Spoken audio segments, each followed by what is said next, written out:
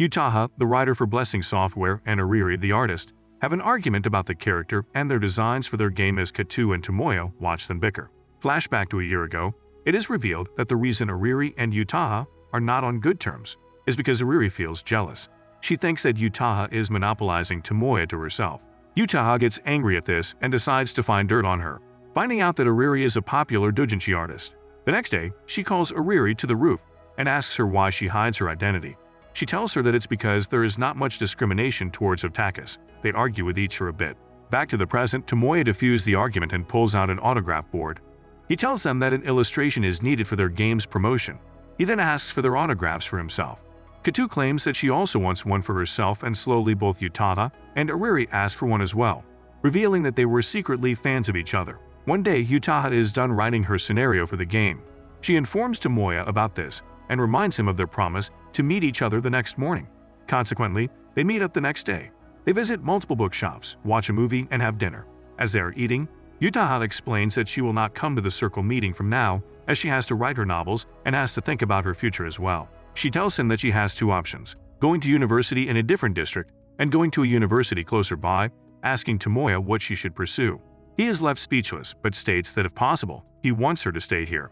She gives him an alternative route to their game and tells him to decide which route he will put in the game, as well as a route of the future. The next day, Tomoya shows Eriri and Kato the alternative route and asks them what they think about incorporating it in their game. They both leave the task to the director. However, they learn that their rival circle named Robe and Rouge is also creating a game of the same genre as them and are also set to release it at the Winter Comiket. The brother-sister duo of Rouge and Rouge, Iori and Izumi, call out Blessing Software. They chat with each other, in which Izumi states that she is joining the circle so she can compete with Eriri on equal footing. Iori also tells Tomoya that he believes that their game will not lose in terms of scenario. Tomoya is distressed by his claim and starts to really think deeply about which scenario he should apply into the game. Meanwhile, Kato is called out by Utaha, who asks her about Tomoya. From their conversation, Kato learns that there is a deeper meaning behind the scenario she had written. As she and Tomoya go home together, Kato asks him what he had decided upon. He states that he is not sure, but if he could play the game he would be certain. Kato decides to pull an all-nighter with him in order to incorporate both stories into the game, but are not able to complete even 20% of it. The next day, Michiru arrives to his house, and Tomoya makes her call her band, Icy Tales, for help.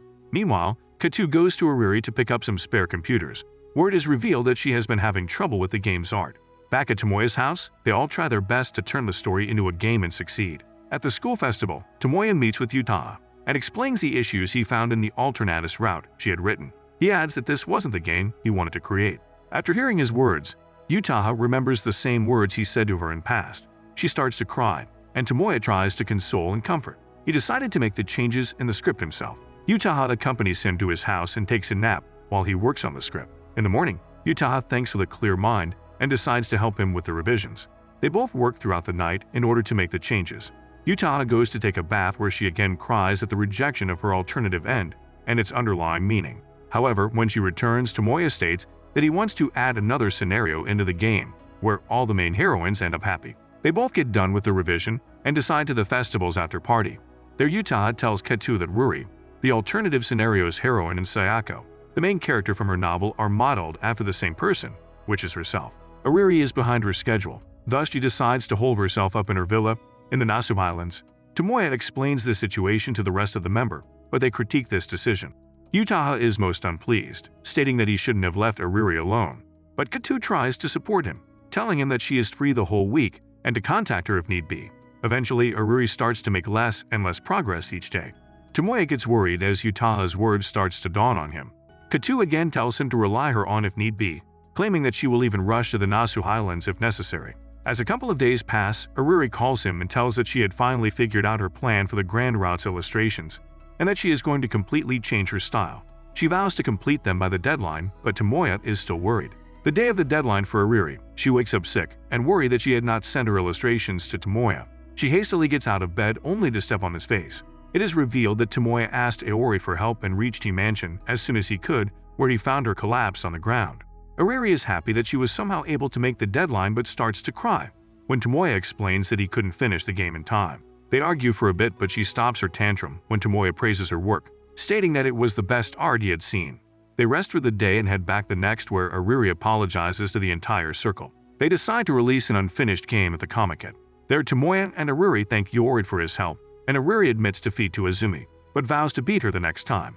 Meanwhile, Tomoya is informed that their unfinished game had also received brilliant reviews, as Yutaha and eriri's pen names hyped up the game. They sell out in 30 minutes and head to an after-party, but Katu gets upset at Tomoya and refuses to go. She states that even though Tomoya had made the right decision to give up on the game for the health of their circle member, she couldn't deal with his decision, as she wanted Tomoya to discuss his actions with her beforehand, and hastily leaves. It has already been 2 months since the Winter Comiket, yet Katu and Tomoya have still not made up. Yori meets Tomoya and gives him Valentine chocolate from Izumi. Before leaving, he also tells Tomoya to not let Yutaha and eriri leave his circle, and to create another game together. The next day, eriri walks with Tomoya to school and gives him chocolate. He asks her about the thank you illustration and its progress, but she states that it will take some time. She tells him that she wanted to take it easy, as she worked extremely hard last year. Tomoya is worried but trusts her to get the task done. Later, Tomoya is informed by Yutaha that this is her last day at the school, and she won't come after today. Seizing the opportunity, he asks her if she will stay a part of their circle. She states that she wants to stay and possibly make another game with eriri's illustrations, but claims that eriri is not fit to be a part of this circle, as she cannot meet deadlines and is stuck in a slump. Meanwhile, eriri overhears their conversation. As school comes to an end, Tomoya sees Katu leave early. As he goes home, he sees her sitting in the coffee shop and texts her that he wanted to start a new game, and if possible he wanted to have a meeting with Katu alone. After confirming that she did indeed see the message, he leaves. At night, he replays their game and starts to think about Katu, how hard she worked to complete it, and how much she loved the circle. At the day of the meeting, Katu again tries to leave early but is stopped by Tomoya. He then takes her to the broadcasting room, where he apologizes to Katu again and again for failing to rely on her and failing as a friend. He also thanks Katu for her devotion and love for the circle. Katu gets emotional and cries. She scolds but forgives him. They make up, and he also shows her the ideas for the new game, stating that he wanted Katu be once again his main heroine. Katu agrees after some persuasion. She decides to stay overnight at his house and discuss the ideas. At night, she also asks him about his plans on dealing with eriri's slump and Yutaha, as she is going into university. Tomoya claims that he doesn't have a plan for dealing with them yet, but will figure something out. Graduation day has arrived. Yutaha is leaving the school after receiving her diploma, when out of nowhere Tomoya comes up to her and congratulates her. As they talk, Tomoya shows her his proposal for his new game. She assesses the proposal and gives it a good rating. However, she claims that she cannot be a part of this game as Tomoya is not fit to be a producer, stating that he didn't know how to push creators and was too lenient with them. She hands him another proposal by a famous scouter, Kusaka Akane, for a popular long-running game, Fields Chronicle. She also mentions that eriri was the one who Akane really wanted, and eriri had accepted her offer. She claims that she wanted to join forces with eriri's art once more. Flashback to 1 month ago, eriri and Yutaha are scouted for their work in Cherry Blessing, the game they created. They go to meet the producers of the game, where only Akane is waiting for them. She hands them the script and gives them 30 minutes to read it and decide if they are on board. They go through the proposal and ask what their role will be. Akane claims that she really only wants eriri, and if she was not on board, Yutaha will also not be selected. Eriri refuses, stating that she already has a circle and that she cannot draw to the quality of her last work anymore. Akane laughs at her words and demeans her, calling her a scribbler. She pulls out copies of her previous art, stating that her work, although was amazing, is still something that can be easily copied. After their meeting, eriri and Yutaha think about the situation. Eriri refuses to work with Akane, claiming that she couldn't work with a woman with such attitude. She also asks if Yutaha was not annoyed by her declaration. She tells her that of course she is annoyed that she has been deemed secondary to an artist who is still not a professional. However, she states that she leaves the decision to work on this project onto eriri, as she was the reason Yutaha was included in the first place. The next day, eriri calls Yutaha at the school and shows her a drawing, claiming that she got out of her slump. Yutaha is impressed with the work when suddenly eriri starts to cry. She claims that Tomoya cannot get her to draw, and the only way for her to improve is to leave the circle and work with Akane. She decides to work with Akane. She also tells Yutaha to be prepared, claiming that she has to show Akane that she is not someone to be undermined, and that together they will defeat Akane and show them what they are really made of. Back in the present, Tomoya meets Iori, where he tells him that Yutaha and eriri had left his circle. Iori also informs him that he and Izumi had also left Rouge and Rouge. As he leaves, Iori tells Tomoya to not stop making games and to continue his circle.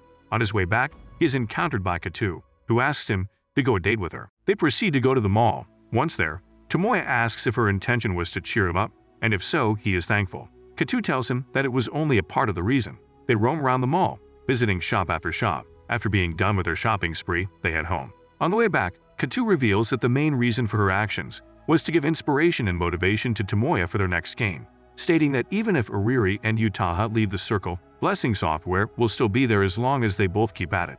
The next day, Utaha and Eriri are going to meet their client for the first time. As they board the train, they are stopped by Tomoya. He encourages them both to do their best. Both Eriri and Utaha are surprised by his sudden arrival, but are happy for his support. Before they board, Eriri asks Tomoya for his glasses as a keepsake and tries to kiss him, but Utaha kisses him first. Eriri gets angry and he starts to argue with her, which ends up in them missing their train. As the next term starts, Tomoya runs into Katsu on his way to school and greets. She ends up laughing at him and his glasses. Upon reaching the entrance, they are greeted by Izumi, who has now joined their high school. We also see a glimpse of Eriri, Utaha, and Michiru as they stalk Tomoya and Katsu from a distance. The end.